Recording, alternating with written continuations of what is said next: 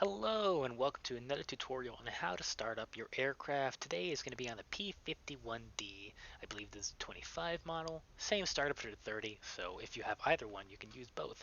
It even works for the TF-51, although it doesn't have the extra step of starting up your guns in the TF-51.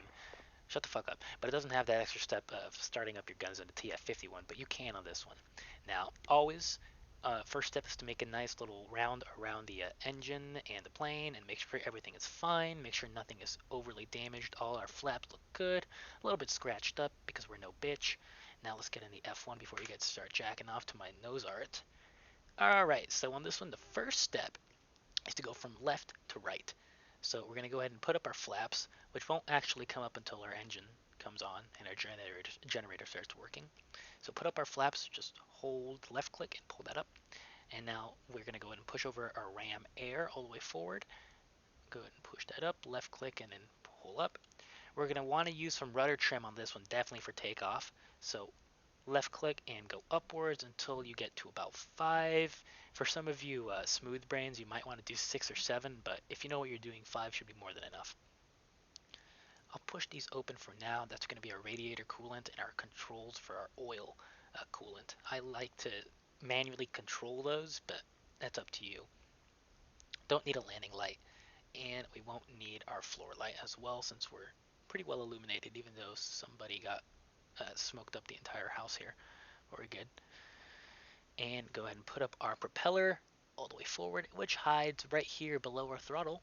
But we can go ahead and push that all the way forward. I would map that to something because along with your throttle, these are separate and you're going to want to have to control them separately for the most part. Give yourself about an inch of throttle, maybe 2 inches for startup. And the next step would be to go ahead and go over here to the right side, turn on our generator, our battery, and gun heat.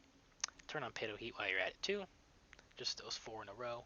The ANAPS system is not necessarily something you need. It's just a tail warning. So if something's behind you, it has a little radar in the back, and when something's behind you, this little bell right here will start to ring aggressively to let you know that something's behind you. I leave it off because it's kind of a pain in the ass, and I know when something's behind me because I'm not a dumbass. So we'll leave that on or off. Uh, Same idea here as with most of these World War II aircraft. We have our lights right here on our wings. I turn them off for the most part, but if you're flying over Allied ground, you might want to keep them on. I'll leave them off for now.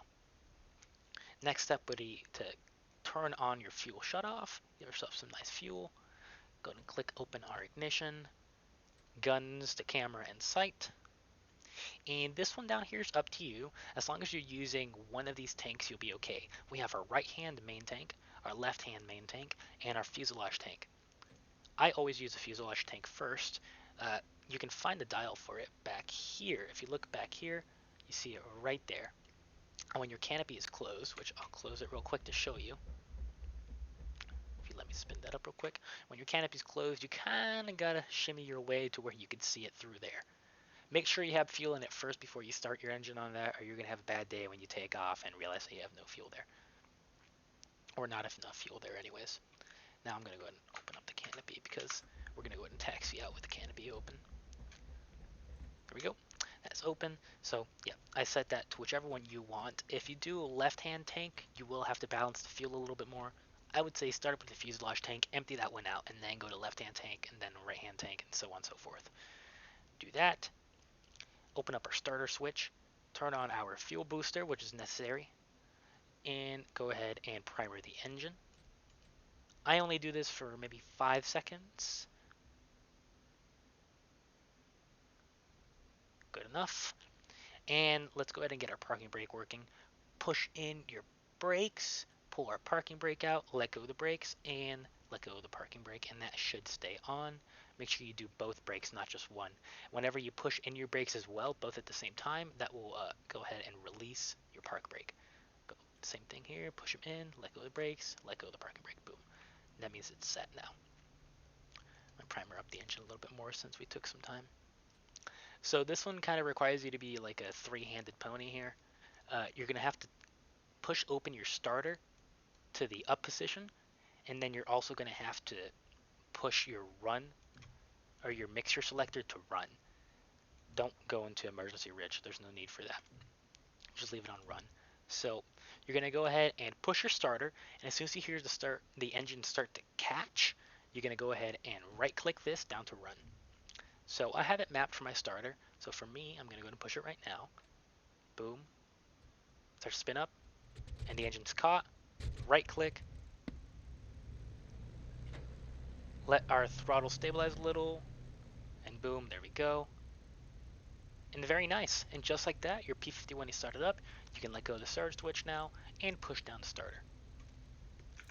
Look at that beauty. I love this aircraft. Anyways, if you guys have any other questions about this P-51 or any other planes that you might want me to do a tutorial on, just let me know in the comments and I'll get to it. Thank you very much for watching and have yourself a nice day.